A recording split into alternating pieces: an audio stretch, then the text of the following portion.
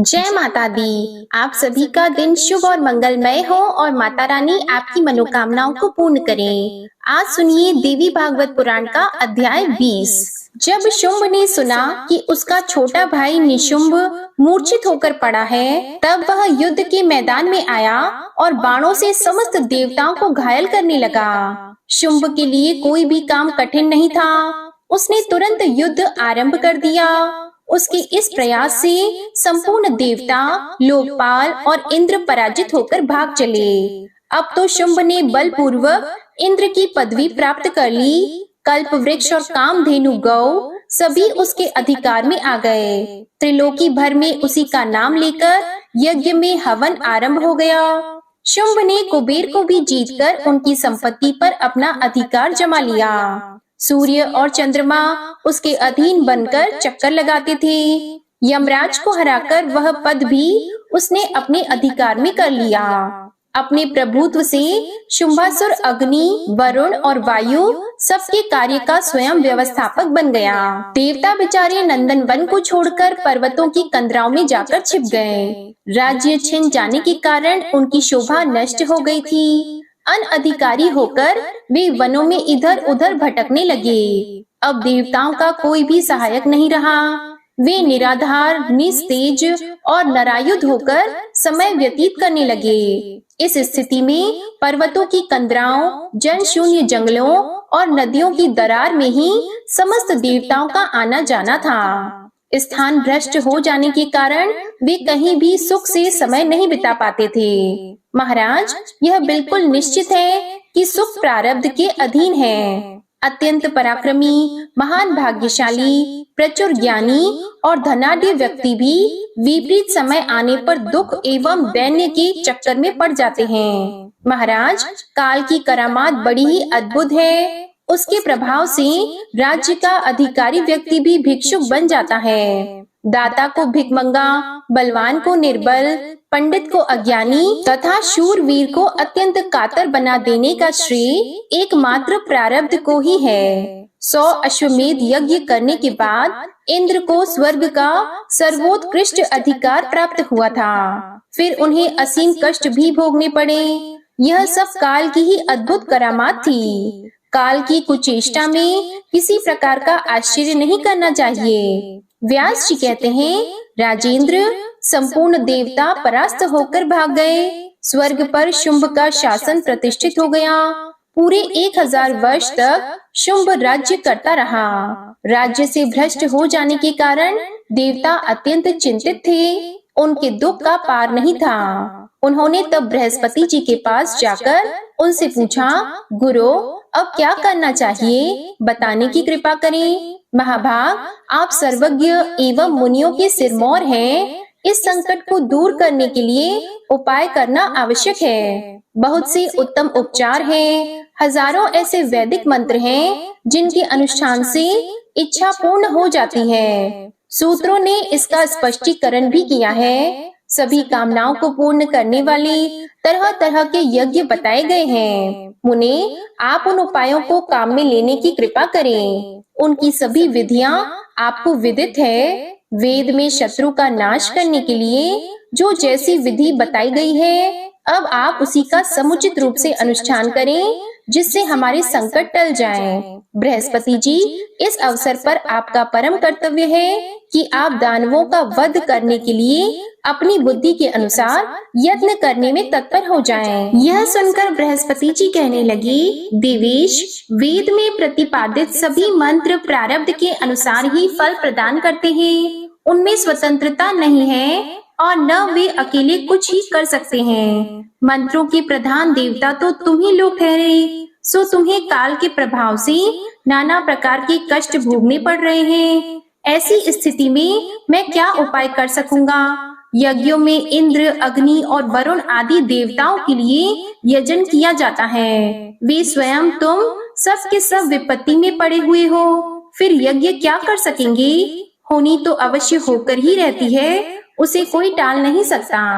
तब भी उपाय तो करना ही चाहिए। यही शिष्ट पुरुषों की आज्ञा है। इसलिए भली भांति सोच समझकर मैं तुम्हें उपाय बताए देता हूँ। पूर्व समय में भगवती जगदम्बा प्रसन्न होकर महिषासुर का वध कर चुकी हैं। तुम्हारी स्तुति करने पर उन्होंने वर दिया था, प्रधान देवताओं, तुम्हें सदा मुझे याद करना चाहिए। दुर्दैववश जब जब तुम पर आपत्तियां आए तब तब मुझे स्मरण करना, मैं तुम्हारे संकट दूर कर दूंगी। इसलिए तुम लोग अत्यंत मनोहर हिमालय पर्वत पर जाकर प्रेम पूर्वक भगवती चंडिका की आराधना में तत्पर हो जाओ। तुम्हें माया बीज की पूर्ण जानकारी प्राप्त है। मैं समझता हूँ तत्परता पूर्वक तुम्हारे अनुष्ठान करने पर भगवती अवश्य प्रसन्न हो जाएंगी। अब तुम्हारे दुख का अंत होने वाला दिखाई पड़ता है, इसमें कोई संदेह नहीं। मैं सुन चुका हूँ भगवती चंडिका हिमालय पर सदा विराजमान रहती हैं। उनकी स्तुति और पूजा की जाएगी तो वे तुरंत मनोरथ पूर्ण कर देंगी। दृढ़ निश्चय करके तुम सब लोग हिमालय पर चले जाओ। देवताओं, यूं करने पर तुम्हारे सभी मनोरथ भगवती अवश्य पूर्ण कर देंगी। व्यास जी कहते हैं, राजेंद्र, बृहस्पति जी के उपयुक्त वचन सुनकर देवता हिमालय पर्वत पर गए और उन्होंने देवी की आराधना आरंभ कर दी। माया बीज को हृदय में धारण करके वे सब सदा जप में संलग्न रहने लगे। भक्तों को अभय प्रदान करना भगवती महामाया का स्वभाव ही है। देवताओं ने अत्यंत भक्ति पूर्वक उन्हें नमस्कार किया और स्तोत्र के मंत्र पढ़कर वे स्तुति करने लगे। विश्व पर शासन करने वाली देवी, आप प्राण शक्ति हो, सदानंद स्वरूपिणी हो, देवताओं को आनंदित करने वाली हो, आपको नमस्कार है। दानवों का संहार करने वाली, मानवों की अनेक अभिलाषाएं पूर्ण करने वाली तथा भक्ति वश प्रकट होने वाली आप जगदम्बा को नमस्कार है। आद्या, आपके कितने नाम हैं और आपका कैसा रूप है, इसे जानने में कोई भी समर्थ नहीं है। सब में आप ही विराजमान हो। जीवों की सृष्टि और संहार में सदा आपकी ही शक्ति काम करती है। स्मृति, धृति, बुद्धि, जरा, पुष्टि, शांति, गति, सुलक्ष्मी आदि आप ही तो हो। आपको विश्व का सनातन बीज माना गया है। हम आपको नमस्कार करते हैं। संपूर्ण प्राणियों के अंतःकरण में प्रशस्त स्वरूप धारण करके आप ही क्षमा, योग निद्रा, दया, विवक्षा आदि नामों से विराजमान हो। महिषासुर देवताओं का घोर शत्रु था। आपके हाथ उस मदांध दैत्य का वध हो चुका है। सभी देवताओं पर आपकी अक्षुण्ण दया सदा बनी रहती है। देवी, यह बात पुराणों और वेदों में स्पष्ट घोषित है। माता अपने बच्चे पर प्रसन्नता पूर्वक सभी प्रकार से पालन और पोषण करती ही है। इसमें कौन सी विचित्र बात है? क्योंकि देवता आपकी संतान है, इसलिए आप एकाग्रचित होकर इनके संपूर्ण मनोरथ सफल करने की कृपा करो। देवी, अखिल जगत आपकी वंदना करता है। आप सर्व समर्थ हो। आपके गुणों की गणना करना एवं आपका स्वरूप जानना हमारे लिए अशक्य है। व्यास जी कहते हैं, इस प्रकार समस्त देवताओं की स्तुति करने पर भगवती जगदम्बा करुणा से ओतप्रोत होकर तुरंत प्रकट हो गई। उनका रूप निखर उठा था। वे विचित्र वस्त्र पहने हुए थी। दिव्य आभूषण उनके शरीर की शोभा बढ़ा रहे थे।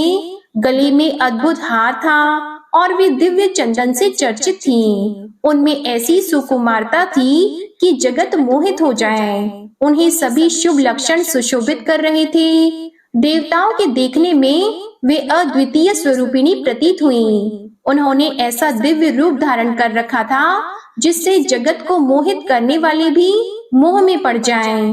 कोकिल के समान मधुर भाषण करने वाली भगवती जगदम्बा हंसकर स्तुति करने में लगे हुए देवता गणों के प्रति प्रेम पूर्वक गंभीर वाणी में कहने लगी। देवी ने कहा, आदरणीय देवताओं, आप इस समय क्यों इतनी स्तुति कर रहे हो? आपके मुखों पर चिंता क्यों छाई हुई है? आप अपना कार्य मेरे सामने प्रकट करो। व्यास जी कहते हैं, महाभाग देवतागण भगवती के रूप और वैभव को देखकर सम्मोहित हो गए थे। उनकी वाणी सुनकर वे प्रेम पूर्वक अपनी स्तुति का रहस्य बताने लगे। देवतागण बोले, जगत को नियंत्रण में रखने वाली करुणामयी देवी, हम तुम्हारी शरण में आकर स्तुति कर रहे हैं। तुम हमें संपूर्ण संकटों से बचाओ। दैत्यों के सताने से हमारा मन अत्यंत उद्विग्न हो उठा है। महादेवी, पूर्व समय की बात है, महिषासुर देवताओं के लिए महान कंटक बना हुआ था। आपने उसे मारकर हमें वर दिया था, जब कभी तुम पर आपत्ति आए तो मुझे याद करना, स्मरण करते ही तुम्हारे दुखों को मैं दूर कर दूंगी। इसमें किंचन मात्र संदेह नहीं है। इसलिए देवी, हमने आपका स्मरण किया है। इस समय शुंभ और निशुंभ नामक दो दानव उत्पन्न हुए हैं। इनकी आकृति अत्यंत भयंकर है। हमारे कार्यों में ये सदा विघ्न डाला करते हैं। किसी भी पुरुष से ये मारे नहीं जा सकते। ऐसे ही प्रतापी रक्त बीज और चंड मुंड भी हैं। इनके अलावा और भी बहुत से महान बलशाली दानव हैं। इन असुरों ने हम देवताओं का राज्य छीन लिया है। महाबली, हमें दूसरा कोई अवलंब नहीं है, केवल एक आप ही शरण हो। देवता अवश्य ही महान कष्ट पा रहे हैं, आप इनका कार्य सिद्ध करने की कृपा करो। देवी, देवता आपके चरणों की शरण ग्रहण कर अत्यंत बलशाली दानवों द्वारा प्राप्त दुख आपको बता चुके। माता, ये देवता आपके प्रति अटूट श्रद्धा रखते हैं। इस समय इन पर दुख के बादल उमड़ रहे हैं। अब आप इनके लिए शरण्य होकर दुख दूर करने की कृपा करो। देवी, युग के आरंभ में आपने ही इस विश्व की रचना की थी। आप अपना बनाया हुआ जानकर अखिल भूमंडल की रक्षा में तत्पर हो जाओ। माता, अभिमानी दानव बल के घमंड में चूर होकर जगत को पीड़ा पहुंचा रहे हैं। उनका विनाश करके जगत को सुख प्रदान करो। व्यास जी कहते हैं, देवता शत्रुओं से अत्यंत संतप्त थे। उन्होंने जब इस प्रकार स्तुति की, तब देवी ने अपने विग्रह से एक दूसरा रूप प्रकट कर दिया। जब भगवती पार्वती के शरीर से जगदम्बा साकार रूप में प्रकट हुई, तब सभी जगत उन्हें कौशिकी नाम से पुकारने लगा। पार्वती के शरीर से भगवती कौशिकी के निकल जाने पर शरीर क्षीण हो जाने के कारण पार्वती का रूप काला पड़ गया, इसलिए वे कालिका नाम से विख्यात हुई। स्याही के समान काले वर्ण से वे बड़ी भयंकर जान पड़ती थीं। भक्तों के संपूर्ण मनोरथ पूर्ण कर देना उनका स्वाभाविक गुण था, इसलिए वे काल रात्रि नाम से प्रसिद्ध हुई। भगवती जगदम्बा का एक दूसरा मनोहर रूप भी विराजमान था। संपूर्ण भूषण उस श्री विग्रह की शोभा बढ़ा रहे थे। लावण्य आदि सभी शुभ गुणों से वह संपन्न था।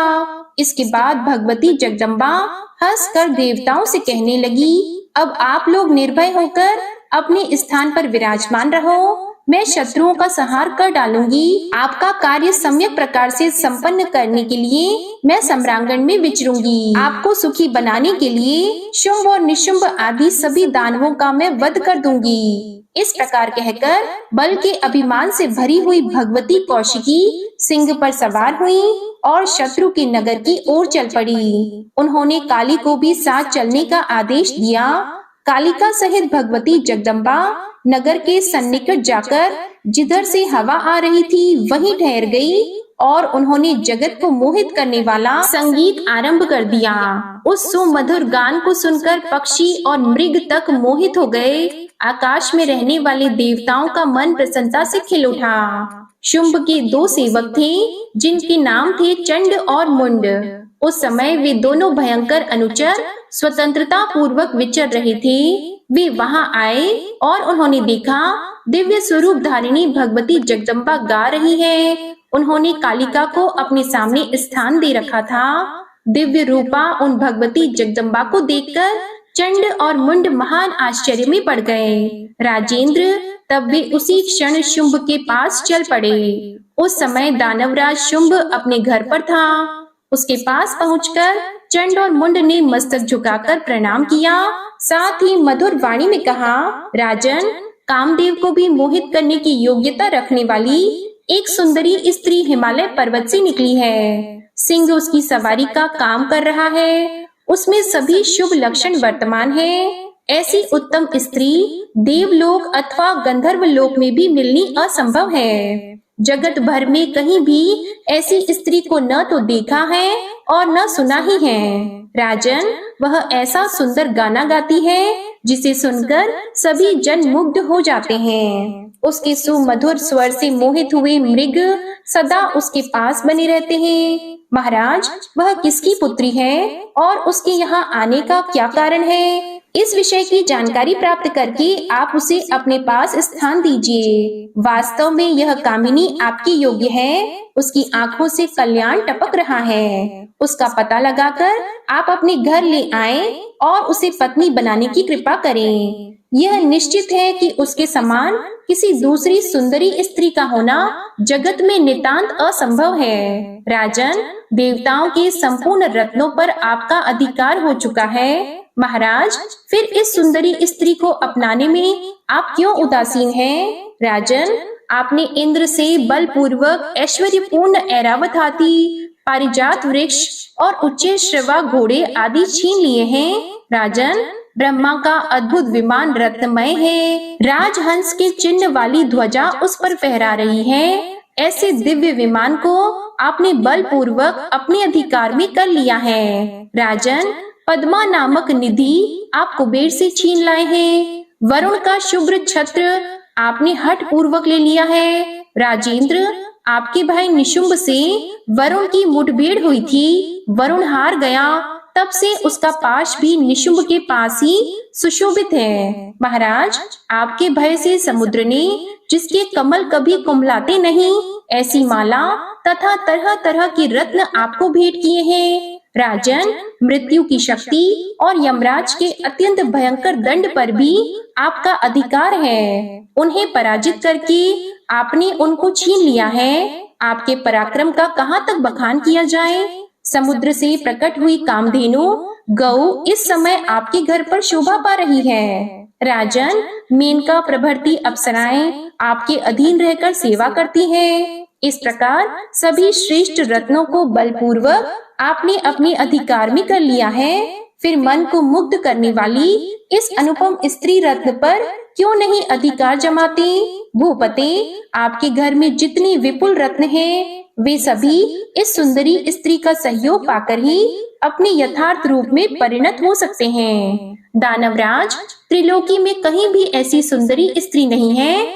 इसलिए इस मनोहारिणी स्त्री को आप शीघ्र अपने यहाँ लाकर अपनी प्रेयसी पत्नी बना लें। व्यास जी कहते हैं, चंड और मुंड की वाणी बड़ी मधुर थी। उसके प्रत्येक अक्षर से मधु टपक रहा था। सुनकर शुंभ का मुख प्रसन्नता से खिल उठा।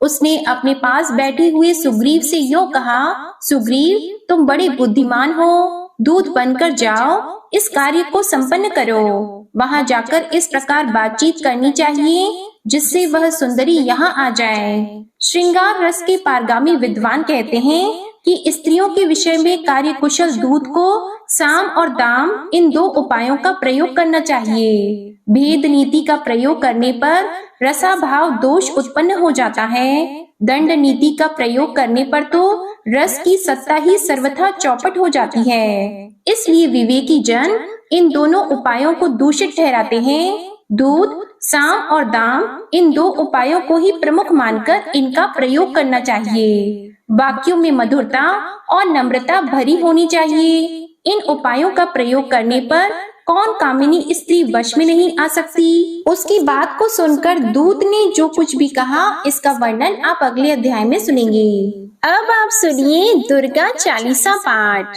नमो नमो दुर्गे सुख करनी, नमो नमो दुर्गे दुख हरनी। निरंकार है ज्योति तुम्हारी, तिहु लोक फैली उजियारी। शशि ललाट मुख महाविशाला, नेत्र लाल भ्रिकुटी विकराला।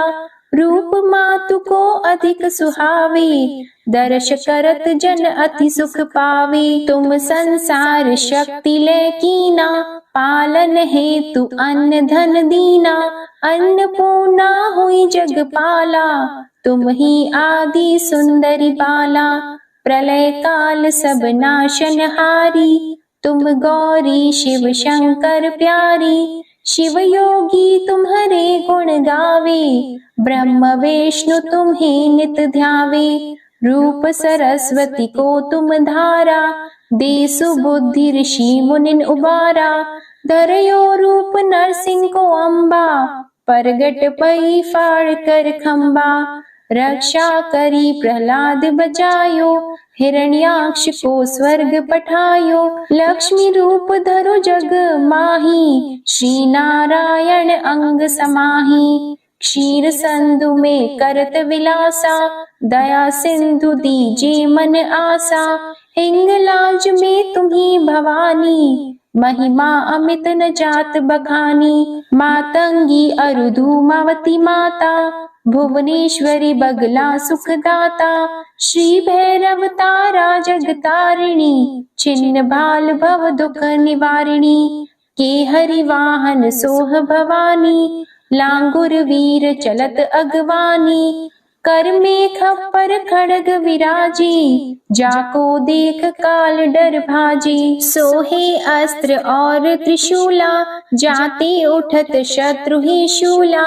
नगर कोट में तुम्ही विराजत, तिहु लोक में डंका बाजत। शुंभ निशुंभ दानव तुम मारे, रक्त बीज शंखन सहारे। महिषासुर नृप अति अभिमानी, जेहि अगभार मही अकुलानी। रूप कराल कालिका धारा, सीन सहित तुम तिहि सहारा। परी गाढ़ संतन पर जब जब भई सहाय, मातु तुम तब तब अमरपुरी अरुबा सवलोका।